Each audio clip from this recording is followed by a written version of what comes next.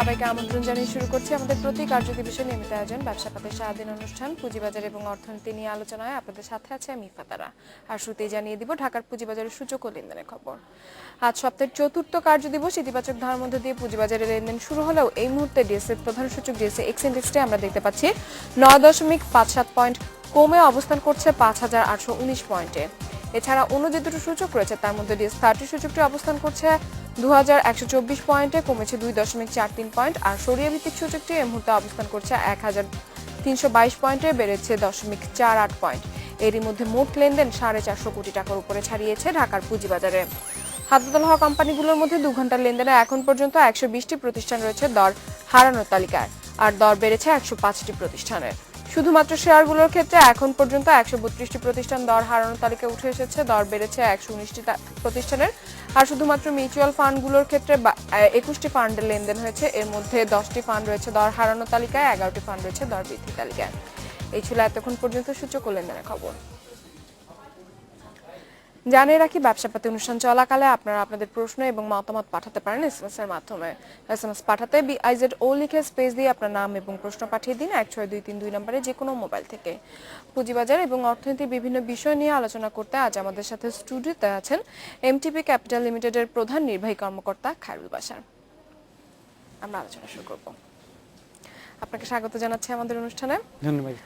আমরা সূচক এবং লেনদেনের অবস্থান দেখলাম, ঈদের পর কিন্তু বেশ ভালো অবস্থানে রয়েছে পুঁজিবাজারে। তো আসলে কোন কোন বিষয়গুলোর উপর নির্ভর করে পুঁজিবাজার আবারও বেশ এই অবস্থানে এসেছে আপনার মনে হয়? এই মোমেন্টামটা পেয়েছে যেটা আপনি জানতে চাচ্ছেন। আগের অনুষ্ঠানে বা যদি দেখেন আপনি, আমরা কিন্তু আলাপ করছিলাম যে বাজার কিন্তু সামনে কিন্তু একটা ডিভিডেন্ড মৌসুম আসছে, এটা আমাদের অনুষ্ঠানে সবসময় বলে আসছি। এই জুন এন্ডিং হয়ে গিয়েছে, আপনার ব্যাংকের সাথে কিন্তু ব্যাংকের একটা হাফ ইয়ারলি ক্লোজিং হবে। তো আর এদিকে যারা জুন এন্ডিং শেয়ার যেগুলো আসছে, যেগুলো আপনার পাওয়ার সেক্টর আছে, তারপরে ফার্মাসিউটিক্যাল আছে, টেক্সটাইল আছে, ইঞ্জিনিয়ারিং সেক্টর, এগুলো বড় বড় একটা সেক্টর। এবং এখানে আমাদের দেশের যে প্রবৃদ্ধির সাথে এদেরও কিন্তু ভালো একটা মোমেন্টাম আসছে। তো জুন যারা থার্ড কোয়ার্টার পর্যন্ত যারা ভালো আর্নিং দিয়েছে, তারা জুন এন্ডিং গিয়ে ইনভেস্টারদের এক্সপেকটেশন অনুযায়ী তারা বেটার গ্রোথ দেবে। সো একটা মোমেন্টাম এখানে আসবেই। প্লাস ব্যাংকও হাফ ইয়ারলি ক্লোজ করছে, যে সমস্ত bank half year first quarter যদি ভালো করেছে, ইনভেস্টর আশা করছে যে এই হাফ ইয়ারলিকে তাদের ভালো একটা প্রফিট দেবে। আবার যে সমস্ত ব্যাংক বিগত বছরের লস কাভার করে এই বছরে উঠে আসছে, কয়েকটা ব্যাংক আছে কিন্তু, সেই সমস্ত ব্যাংক অ্যানালিসিস করে যদি আসে ইনভেস্টররা, এই কয়েকটা জিনিস যদি মার্কেটকে নিয়ে আসে, প্লাস ব্যাংক আমাদের ক্যাপিটাল মার্কেট যে সমস্ত রিফর্ম হয়েছে, সব মিলে আমরা বোঝা যাচ্ছে যে এটা ভালো একটা পুঁজিবাজারের দিকে আমরা এগিয়ে যাচ্ছি। আমরা ক্যাপিটাল মার্কেট রিফর্মের কথা আমি আগে বলেছি, এখনও বলছি যে এগুলার সুফল কিন্তু আমরা ধীরে ধীরে এখন পাওয়া শুরু করেছি। আর জানি যে ব্যাংকিং চ্যানেলে যে আপনি জানেন সুদের হার তো আপনি ধীরে ধীরে পড়ে আসছে, এবং সঞ্চয়পত্রে আমাদের মাননীয় অর্থমন্ত্রী মহোদয়ের কথা অনুযায়ী সঞ্চয়পত্রও কিন্তু ধীরে ধীরে কমে আসবে। এবং আমাদের ইনভেস্টমেন্টের জায়গাটা কিন্তু যারা রেগুলার ইনভেস্টমেন্ট করে বা যারা সঞ্চয় রাখে, তাদেরও একটা অপরচুনিটি কিন্তু এখন চলে আসতেছে যে ব্যাংকিংয়ে টাকা রাখবো কিনা, ক্যাপিটাল মার্কেটের দিকে যাবো কিনা, এই ডিসিশনটা কিন্তু এখন তাদেরকে আরও বেশি ফার্ম হচ্ছে। যদিও আমাদের যারা এখানে যারা সিনিয়র সিটিজেন আছে তাদেরকে আমরা এই ক্যাপিটাল মার্কেটের জন্য তুলনা করি না, কিন্তু যারা রেগুলার যারা স্যালারি ইনকাম করে, ইয়াং জেনারেশন যারা রেগুলার সঞ্চয় করে, তাদেরকে ক্ষেত্রে কিন্তু এখন একটা ক্যাপিটাল মার্কেটে নিয়ে একটা ডিসিশন নিতে হবে, কারণ ইন্টারেস্ট রেটটা ফল ডাউন করেছে এবং বেশ ভালো দিকে যাচ্ছে। আমরা আশা করছি সামনে হয়তো আরো ভালো অবস্থানে যাবে।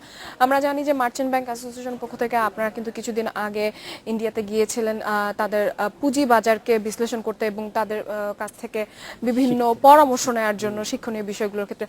তো তাদের সাথে আমাদের আসলে পার্থক্য কতটুকু রয়েছে, তারা আমাদের থেকে কতটুকু এগিয়ে রয়েছে আপনার মনে হয়? অবশ্যই আপনি আমাদের যে এই প্রোগ্রামটা ছিল একটা শিক্ষামূলক সফর ছিল, যেটা সিকিউরিটি এক্সচেঞ্জ কমিশনের সাহায্যে এটা সুন্দরভাবে অর্গানাইজ করেছে, তার কারণে এটা সফল হতে পেরেছি। কারণ ধন্যবাদ সিকিউরিটি এক্সচেঞ্জ কমিশনকে এই ধরনের একটা দুর্লভ একটা সুযোগ আমাদের মার্চেন্ট ব্যাংক অ্যাসোসিয়েশনকে করে দেওয়ার জন্য।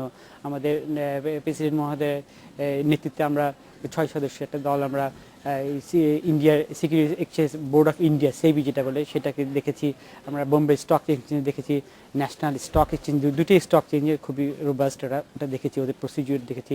তারপরে আমরা national institute of securities market, যেটা ক্যাপিটাল মার্কেটকে একটা বিরাট একটা ভূমিকা রেখে যাচ্ছে কিন্তু, যেখানে আমরা বাংলাদেশে আমরা যে পথে আমরা আগাচ্ছি যে বিনিয়োগকারীদের বিনিয়োগ শিক্ষা নিয়ে আমাদের সিকিউরিটি এক্সচেঞ্জ কমিশন যে পদক্ষেপ নিয়েছে, যে ন্যাশনাল ইনস্টিটিউট অফ সিকিউরিটি যেটা কাজ করছে, সেটা ওরা কীভাবে কাজ করছে সেই জিনিসটা আমরা দেখেছি। তারপরে আমাদের বোম্বে ইন্ডিয়ান মার্চেন্ট ব্যাংক অ্যাসোসিয়েশনের সাথে আমরা বসেছিলাম, ওই অ্যাসোসিয়েশন কীভাবে কাজ করে, আমরা কীভাবে কাজ করি, ওই জিনিসগুলো শেখার জন্য আমরা গিয়েছিলাম। এর সাথে আমরা ব্লুমবার্গের মতো একটা কোম্পানি আমরা দেখে আসছি, যেখানে ইন্টারন্যাশনালি এটা রেকগনাইজ একটা যদি আইটি কোম্পানি, এরা ইনফরমেশন সেলিং করে, ওরা ক্যাপিটাল মার্কেটে হাউ দে আর সার্ভিসিং। আর দেখেছি একটা আমাদের একটা বড় merchant bank Kotak Mahindra Kotak investment bank, ওদের সাথে আমরা বসেছিলাম। তো সব মিলে আমাদের 6 দিনের প্রোগ্রাম খুব টাইট বিজি একটা প্রোগ্রাম আমরা পার করেছি, এবং আমাদের অনেক কিছু এখানে শিক্ষণীয় ছিল এখানে। আমরা এই বিষয়গুলো নিয়ে আপনার সাথে আরো আলোচনা করব, কিন্তু তার আগে নিব ছোট্ট একটি বিরতি। এ পর্যায়ে নিচ্ছে ছোট্ট একটি বিরতির সাথেই থাকুন। বিরতির পর আবারও ফিরছি পুঁজিবাজার নিয়ে আলোচনায়। আমরা পুঁজিবাজার নিয়ে আলোচনা করছিলাম, আপনারা আপনাদের ভারত সফরের অভিজ্ঞতা আমাদেরকে বলছিলেন। তো আসলে আমরা জানি যে ভারতের পুঁজিবাজার কিন্তু বেশ বড়, আমরা সে তুলনায় খুবই ছোট। তো তারপরেও তাদের কাছ থেকে আসলে কোন কোন বিষয়গুলোর দিক থেকে আমরা এখনো অনেক ভালোভাবে এগিয়ে যেতে পারি, আপনার কি মনে হয় কোন বিষয়গুলো আমাদের গ্রহণ করা উচিত? অবশ্যই যেটা ওদের বেস্ট প্র্যাকটিস যেগুলো আছে, এখন আমাদের মূল এক্সপোজ ছিল, কিন্তু আমরা যেহেতু মার্চেন্ট ব্যাংক, আমরা দেখেছি, চেষ্টা করেছি আমাদের অপারেশনগুলোকে আমরা যেমন রেগুলেটর সাইডে কীভাবে দেখা হয়, স্টক এক্সচেঞ্জে কীভাবে দেখা হয়, তারপরে যারা মার্কেট প্লেয়ার তারা কীভাবে দেখে, এই জিনিসটা দেখতে চেয়েছি। যেমন আমরা দেখতে চেয়েছিলাম যে এখানে ইস্যু ম্যানেজমেন্ট, আইপিওগুলো কীভাবে প্রসেসিং হয়, কীভাবে ফুললি ডিসক্লোজ বেস হচ্ছে, এবং টাইম লাইন কত, খুব কম সময়ের মধ্যে কিন্তু ওখানে আইপিওগুলো অ্যাপ্রুভাল হচ্ছে, এবং এখানে মূল প্রসেসে যে ইনভেস্টরদেরকে আইপিও ক্লোজ করার মতো 6 দিনের মধ্যে কিন্তু লিস্টিং হয়ে যাচ্ছে, কিন্তু তাতে হচ্ছে ইনভেস্টরের টাকা কিন্তু আটকে যাচ্ছে না, প্লাস যারা উদ্যোক্তা টাকা নিবে মার্কেট থেকে তারা দ্রুত টাকাটা ফেরত পাচ্ছে, এবং তারপর কোথায় বিনিয়োগ করবে সে বিষয়ে তারা দ্রুত সিদ্ধান্ত নিতে পারছে। হ্যাঁ, দ্রুত সিদ্ধান্ত আছে। যদিও আপনি ওরা এখন মোট জোর দিচ্ছে কিন্তু এসইবি সেক্টরে, যেটা আমরা মাত্র এই সেক্টরের দিকে আমরা যাচ্ছি, কিন্তু স্মল প্ল্যাটফর্ম যেটা, এটাকেই ওরা বলছে যে এখন গ্রোথ সেক্টর হিসাবে ওরা এটাকেই ধরছে। এখানে বেশি লিস্টিং হচ্ছে, এখানে ফান্ড ইউটিলাইজেশন মোবিলাইজেশন বেশি হচ্ছে এখানে। তো এই জিনিসটা আমাদের জন্য শিক্ষণীয় হতে পারে, কারণ আমরা মাত্র এটা এসইবি প্ল্যাটফর্ম নিয়ে আমাদের কমিশন অ্যাপ্রুভাল দিয়েছে। এটা হলে কিন্তু আমাদের ক্যাপিটাল মার্কেটের এখন যে ট্রেড ভলিউম, এটা কিন্তু 3 গুণ বেড়ে যাওয়ার সম্ভাবনা আছে এখানে। আপনি বলছিলেন আইপিওর কথা, যে তাদের দেশের আইপিও আসলে খুব কম সময়ের মধ্যে তারা তাদের কাজ করতে পারে, কিন্তু আমাদের দেশে কিন্তু আমরা এখন জানি যে দুটি পদ্ধতি রয়েছে, বুক বিল্ডিং এবং ফিক্সড প্রাইস। তো এক্ষেত্রে আপনার কি মনে হয় যে সাধারণ বিনিয়োগকারীদের কি বিভ্রান্ত হওয়ার সুযোগ রয়েছে, অথবা তাদের অংশগ্রহণের সুযোগ কতটুকু কমে যাচ্ছে? না, বিভ্রান্তির সুযোগ তো আসলে নাই এখানে, কারণ আমাদের ইনভেস্টর এখন অনেক সচেতন এবং জানে বুক বিল্ডিং কীভাবে হয় আর ফিক্সড প্রাইস কিছু হয়। ফিক্সড প্রাইসের উপরে বেশি আগ্রহ থাকে স্মল ইনভেস্টরের ক্ষেত্রে, কারণ ওখানে প্রাইসিংয়ের ব্যাপারটা নাই, কিন্তু বুক বিল্ডিং ক্ষেত্রে তাদের পার্টিসিপেশন কিন্তু অনেক পরে আসে। আগে ইনস্টিটিউশন ডিস্ট্রিবিউশন হয়, তারপরে কিন্তু তারা ওখানে পার্টিসিপেট করে, কিন্তু এখন সুযোগ কমিশন দিয়েছে, তারা কিন্তু ডিসকাউন্ট রেটে ওই বুক বিল্ডিংয়ে পার্টিসিপেট করে, কিন্তু ইভেন তো তারা কিন্তু প্রিমিয়াম দিতে হচ্ছে, কিন্তু ফিক্সড প্রাইসের ক্ষেত্রে তার প্রিমিয়াম তো নাই। কিন্তু যদি এটা ভালো সেক্টর হয় তাহলে এখানে ইনভেস্টরদের প্রফিটেবিলিটি বেশি হচ্ছে। আর একটা হচ্ছে যে এখন আমরা ইনস্টিটিউশন কোটা হিসেবে কিন্তু বুক বিল্ডিং থেকে আমরা একটা ইনস্টিটিউশনটা আমরা পাচ্ছি এখন, একটা যেটা আমরা আগে ছিল। আমাদের সিকিউরিটি এক্সচেঞ্জ কমিশন এই 2015 সালে যে পাবলিকেশন রুলসের মাধ্যমে সেই সুযোগটা আমাদের করে দিয়েছে, এবং আমাদের ইনস্টিটিউশন হিসেবে আমরা বেশ ভালো শেয়ারই এখন রাউন্ড দ্য ইয়ার পাচ্ছি। আর ইনভেস্টরের ক্ষেত্রে ওদের কোটাটা কিছু কমে গিয়েছে, এটা ঠিক। হ্যাঁ, কারণ এখন আমাদের জানেন যে ইনস্টিটিউশন কোটা, মিউচুয়াল ফান্ড, এনআরবি, তারপরে ক্ষতিগ্রস্ত বিনিয়োগকারী সবার কোটা দেওয়ার পরে আমাদের স্মল ইনভেস্টরের জন্য থাকে। এবং আপনি যেটি বলছিলেন যে বাজারে আইপিও আসার বিষয়ে, যে ভারতে বেশ কম সময় লাগে, এবং আমরা কিন্তু জানি যে আমাদের দেশে আইপিও আসতে যে লেন্দি একটি প্রসেস, এবং গত 1 বছর ধরে কিন্তু আইপিও আসার খুবই কম এসেছে আমাদের সংশোধনীর কারণে। তো আপনারা যেহেতু ইস্যু ম্যানেজার হিসেবে কাজ করছেন, সেক্ষেত্রে আপনারা এক্ষেত্রে কি নতুনত্ব কিছু আনার প্রচেষ্টা আপনাদের থাকবে, অথবা সেই ধরনের কোনো কাজ কি আমরা সামনের দিনে দেখতে পাবো? না, আমরা তো যে ছিল ফ্যাক্ট ফাইন্ডিংস আসলে ছিল। এখন তো আসলে আমরা তো অবশ্যই একটা আমাদের একটা রেকমেন্ডেশন থাকবে যে আমরা এইভাবে কাজ করতে পারি কিনা, যে আমাদের সুবিধা হবে, সুবিধা আমাদের হতে সময় কম পারে কিনা। লাগবে। এখন এটা নেওয়ার না নেওয়ার সিদ্ধান্ত গুলো সিকিউরিটি এক্সচেঞ্জ কমিশন, কারণ তারা হয়তো আরো বড় কিছু চিন্তা করে এটাকে দেয়, কারণ আমাদের মার্কেটটা তো ম্যাচিউরড না। আমাদের অনেক কর্পোরেট গভর্নেন্স ইস্যু আছে যেগুলো এখনো ম্যাচিউরড হয়নি। আমাদের এখনো ফুল ফ্লেজে আমাদের যেটা ফাইন্যান্সিয়াল রিপোর্টিং কাউন্সিল সেটা কাজ করছে না, যেটার উপর বেস করে আমরা ইস্যু ম্যানেজাররা কাজ করি, যেটা অডিট রিপোর্ট যেটাকে আমরা বলি, সেই জিনিসটাকে এখনো আমরা সেই মান আনতে পারি না যে আপনি একবারেই বিশ্বাস করতে পারবেন যে এই এই যে ডকুমেন্টটা আমাকে দিয়েছে সেটাকে একদম 100% কমপ্লাই করে নিয়ে এসছে। এই জিনিসগুলো তো এখনো এই মার্কেটে এখনো ডেভেলপ করা নেই। আমরা এখন এটা শিক্ষণীয় জায়গায় আছে। এই জিনিসগুলো যখন হয়ে যাবে তখন কিন্তু আমরা যারা ইস্যু ম্যানেজার সেই জায়গাতেও আমরা ট্রান্সপারেন্ট, আমাদের যে যারা রেগুলেটর অ্যাপ্রোচ সেবে তখন কিন্তু এই কাজগুলো দ্রুত বের হয়ে আসবে। আমরা জানেন যে বাংলাদেশ সিকিউরিটি এক্সচেঞ্জ কমিশন এই নিয়ে অনেক কাজ করছে, অনেক এরর ট্রায়াল এন্ড বেসিক কাজ হচ্ছে। আমাদের পাবলিশের রুলসে এখন বেশ কিছু কারেকশন আনা হয়েছে, কিন্তু আপনি খেয়াল করেছেন কিন্তু। তো আমরা এখনো এই হুবহু পার্শ্ববর্তী দেশকে কপি করতে গেলে আমরা কিন্তু কিছু বিপদ আছে, কারণ আমাদের দেশের অবস্থা ভিন্ন, তাদের দেশের অবস্থা ভিন্ন। যদি আমাদের আর্থসামাজিক পরিস্থিতি কিন্তু আমাদের অলমোস্ট সিমিলার, এই জন্য আমাদের ওখানে যাও।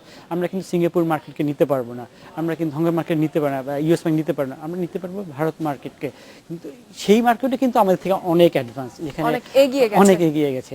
যেন আমাদের রেশিও নিজেরা আমরা এখানে 1000 কোটি টাকা গেলে ওখানে 10,000 কোটি টাকা ট্রেড হয় পার ডে। তো আপনি বুঝতে পারছেন এখানে ন্যানো সেকেন্ডের যেখানে ট্রেড হয় সেখানে তো, আর ওখানে অনেকগুলো প্রোডাক্ট কাজ করে, ডেরিভেটিভস, অপশনস, কারেন্সি, তাদের ভিন্নতা রয়েছে, যেটা কারেন্সি মার্কেট, যেটা আমরা এখন চিন্তা করতে, কারেন্সি কিন্তু এক্সচেঞ্জে ট্রেড হচ্ছে। তো সেই জায়গাটাতে আমরা আসতে আমাদের অনেক সময়। আমরা আবারও আপনার কাছে ফিরে আসবো, কিন্তু তার আগে নেবো আরো একটি বিরতি। এ পর্যায়ে নিচ্ছে আরো একটি বিরতির সাথে থাকুন।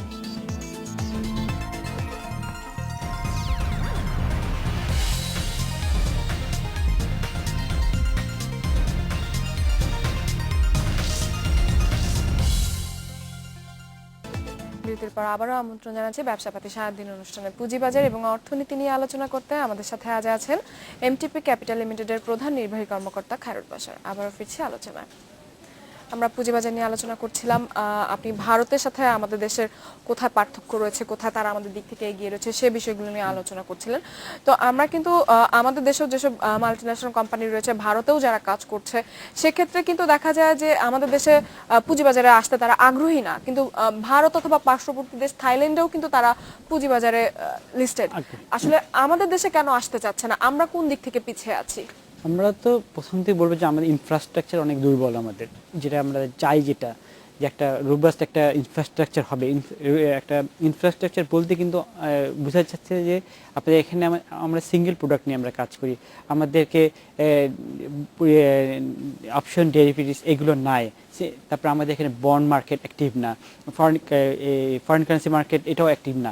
তো আরেকটা জিনিস ছিল যে আমাদের যে মার্কেটের যে এখন যে পরিস্থিতি, এই পরিস্থিতিতে কিন্তু আমরা অনেক কিছু ভলাটাইলিটি কিন্তু মার্কেটে চলে কিন্তু, এবং পার্টিসিপেন্ট ইনস্টিটিউশন পার্টিসিপেন্ট ভারতে হলো প্রায় 20টার মতো ফরেন ইনস্টিটিউশন পার্টিসিপেশন, বড় বড় যারা active, JP Morgan, Morgan Stanley এর মতো বড় বড় কোম্পানি ওরা এখানে কিন্তু ফিজিক্যালি ওরা অ্যাক্টিভ এখানে। তো এদের যে স্ট্রেংথ, ওই সমস্ত স্ট্রেংথের কারণেই আপনি মাল্টিন্যাশনাল কোম্পানিগুলো এখানে আসে, কারণ এরা they are playing a very fair play market এখানে। আর একটা আমি যেটা দেখতে যাচ্ছি যে আমাদের প্রবলেমটা কিন্তু খুব corporate governance issue related problem কিন্তু আমাদের এখানে বেশি কিন্তু আছে। সে ফর এক্সাম্পল এজিএম, একটা এজিএম যেখানে বছরে একদিন হয়, সেটা নিয়ে কিন্তু আমাদের একটা বড় একটা নেগেটিভ একটা ধারণা এখানে, যে এজিএমে একটা ঝামেলা হয়, এটা হয়, এজিএমে গিয়ে আপনার এজেন্ডাগুলো পাস করা, এই জিনিসগুলো তো আমাদের আসলে এগুলো কারেকশনের দরকার আছে। এগুলো স্বচ্ছতা আনার যে বিষয়টি আমরা অনেক পিছিয়ে রয়েছি। আমাদের উদ্যোক্তা আসবে, তার একটা ভালো একটা প্রতিষ্ঠানকে সাথে জনগণের সাথে শেয়ার করবে, কি জন্য শেয়ার করবে, তার অবশ্যই একটা এক্সপেকটেশন থাকে। সেখানে বড় এক্সপেকটেশন থাকে তাকে যেন তার ফান্ড ফ্লোটা যেন ঠিক থাকে, তাকে যেন ছোট ছোট ইনভেস্টররা এসে বা ওই এজিএমের নামে যাদেরকে হয়রানি না করা হয়, এই জিনিসগুলো থাকতে হবে। কিন্তু আরেকটা তার ফেয়ার প্রাইস যেটা হয়, যেটা আমি যে কোম্পানিটা নিয়ে আসলাম সেটাতে নিজের ম্যানিপুলেশন না করে, কেউ যেন সেই তার শেয়ার কোম্পানির শেয়ারটা নিয়ে যে বাজারে ম্যানিপুলেশন না করে, এই জিনিসগুলোতে থাকতে হবে। কিন্তু তো এইগুলো আসলে যদি না থাকে, প্লাস একটা আউটলুক বাজারে, যেটা আমরা ভারতের মার্কেট একটা একটা বেঞ্চমার্ক সারা ওয়ার্ল্ডের জন্য, কিন্তু আমাদের তো সেই জায়গায় আমরা যেতে পারি না। এইগুলো জিনিস কিন্তু ওদের যখন ওদের প্যারেন্ট কোম্পানি দেখে, ওরা এই সমস্ত জিনিসগুলো যাচাই করে, কিন্তু ও থেকে কোনো বাধ্য করা হয় না, ওরা স্বপ্রণোদিতভাবে এখানে বাজারে লিস্টেড হয়। আমরা জানি যে আপনারা মার্চেন্ট ব্যাংক অ্যাসোসিয়েশন অনেকদিন ধরে কাজ করছেন এবং আপনাদের যে বড় একটি ইস্যু রয়ে গেছে যে আপনাদের মার্জিন ঋণের কারণে যে আপনারা লেনদেনে যে এখন পর্যন্ত ঠিক সেইভাবে আমরা যে বলছি প্রাতিষ্ঠানিক বিনিয়োগকারীরা ফিরে আসছে না, তো আসলে বর্তমানে আপনাদের অবস্থাটা কি? আমরা তো আটকে যাচ্ছি, কারণ মার্জিন লোন থেকে আমরা কিন্তু বের হতে পারিনি, কারণ এটার উপর সুদ আরোপ করে অ্যাড করে এটা কিন্তু একটা টক্সিক অ্যাসিডের মতো হয়ে গেছে, যেটা ব্যাংকিং সেক্টর যেটা বলি নন পারফর্মিং লোন বলি, আমরা এখানে বলি নেগেটিভ ইকুইটি। এখন এখানে এই দুইটার জায়গা থেকে বের হতে হলে আমরা চেয়েছিলাম যেন আমার যার যতটুকু পরিমাণ নেগেটিভ ইকুইটি আছে সেটা আমরা ইনভেস্টর লেভেলে ছাড় দেবো, এটা আমরা ট্যাক্সের জন্য আমরা এটা অ্যালোয়েবল এক্সপেন্ডিচার ডিডাক্ট করে দেওয়া হয়। আরেকটা হতে পারে যে নর্মাল ব্যাংকিং সেক্টর থেকে আমরা স্বল্প সুদে যদি একটা বরাদ্দ পেতাম, এসএমই বা এগ্রির মতো করে স্বল্প সুদে যদি আমরা টাকাগুলো পেতাম, তাহলে কিন্তু আমরা ফান্ডিং করে এই অ্যাকাউন্টগুলোকে আমরা বা রিঅ্যালাইনমেন্ট করে নতুন ইনভেস্টমেন্ট করে এই অ্যাকাউন্টগুলোকে আমরা ঠিক করে নিয়ে আসতে পারতাম। এই জায়গাগুলোকে আমরা অনেক দিন ধরে চেয়েছিলাম। আমাদের এই ব্যাপারে আমরা মাননীয় অর্থমন্ত্রীর সাথে দেখা হয়েছে, গভর্নরের সাথে দেখা হয়েছে, আমাদের ট্যাক্স অথরিটির সাথেও বসেছি, কিন্তু এই জায়গাটাকে আমরা এখনো কোনো সদুত্তর আমরা পাইনি। এই জন্য আমাদের এই নেগেটিভ ইকুইটির জিনিসটা আমাদের এই বিগত 5 বছর ধরে চলে আসে এবং আমাদের টেনে যাচ্ছে। আমরা এক্ষেত্রে এখন আপনাদের পরিকল্পনা কি? আপনারা কিভাবে এই বিষয়টি আসলে সলভ করতে চাচ্ছেন? কিভাবে আপনারা এই বিষয়টিকে মেক ওভার করে আপনার সামনের দিকে এগিয়ে যাওয়ার আপনাদের পরিকল্পনা? আমাদের পরিকল্পনা একই থাকবে এখনো, যে আমরা রিইনফোর্স করতেই যাব, যে আমরা চাই যেটা আমাদের ইন্ডাস্ট্রি যেহেতু এখন ভালো হচ্ছে, এখন যদি একটা কিছু অল্প কিছু ছাড় দেওয়া হয়, তাহলে কিন্তু আমরা বাজারকে আমরা সেই ধরনের কোনো সম্ভাবনা কি আছে? আপনি ছাড়ের কথা বলছিলেন। না, আমরা তো সম্ভাবনা নিয়েই কাজ করছি, আমরা আশা ছাড়ি নেই। আমরা আবারও বসবো সবার সাথেই, বাংলাদেশ ব্যাংক বলেন, অর্থমন্ত্রী মহোদয় বলে, আমার ট্যাক্স অথরিটি সবার কাছে আমরা গিয়ে বসবো।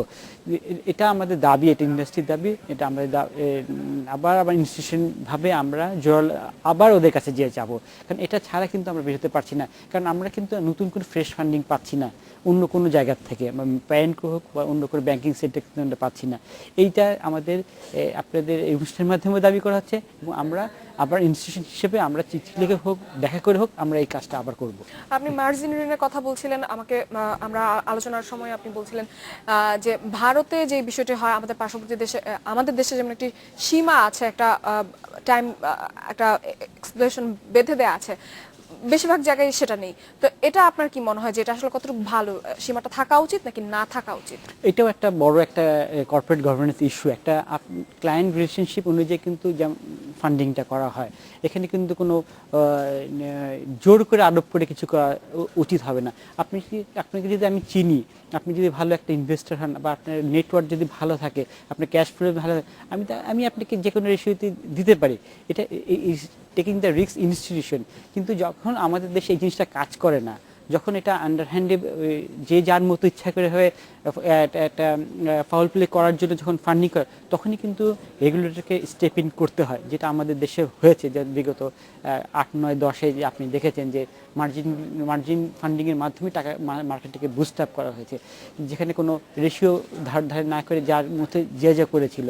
কিন্তু ম্যাচিউরড মার্কেট বলেন, পার্শ্ববর্তী দেশ বলেন, সবখানে বলে কিন্তু এটা সম্পূর্ণ ইনস্টিটিউট ক্লায়েন্ট রিলেশনশিপে করা হয়। সেখানে কোনো ফিক্সড কোনো মার্জিন বেঁধে দেওয়া হয় না, যে এখন আমাদের যেমন আছেন 100 টাকা দিলে আমি আপনাকে 50 টাকা দিয়ে আপনি 150 টাকা। ওখানে কিন্তু সম্পূর্ণ এই মার্জিন ফান্ডিংটাই হচ্ছে কিন্তু রিলেশনশিপ, এক্সপিরিয়েন্স এবং ক্লায়েন্টের একটা এক্সপেকটেশন অনুযায়ী, এবং তারা স্ট্রিক্টলি এনফোর্সমেন্ট করে। কিন্তু আমাদের সেটা করা যায়নি, কারণ এটা এক পর্যায়ে এটা এটা আমাদের আমরা হাতের দেখতে বাইরে পাচ্ছি যে ফসকে আমরা বেড়ে অনেক দূরে চলে গেছিল, আমাদের যার জন্য নিয়ন্ত্রণের বাইরে চলে নিয়ন্ত্রণের গিয়েছিল। বাইরে, যার জন্য কিন্তু যদি প্রথম থেকে এটা নিয়ন্ত্রণ করা যেত তাহলে কিন্তু এটা আমাদের এখন যে মার্জিন রুল আছে সেটার মাধ্যমে এটা নিয়ন্ত্রণ করা সম্ভব হতো, কিন্তু সেটা করা যায়নি।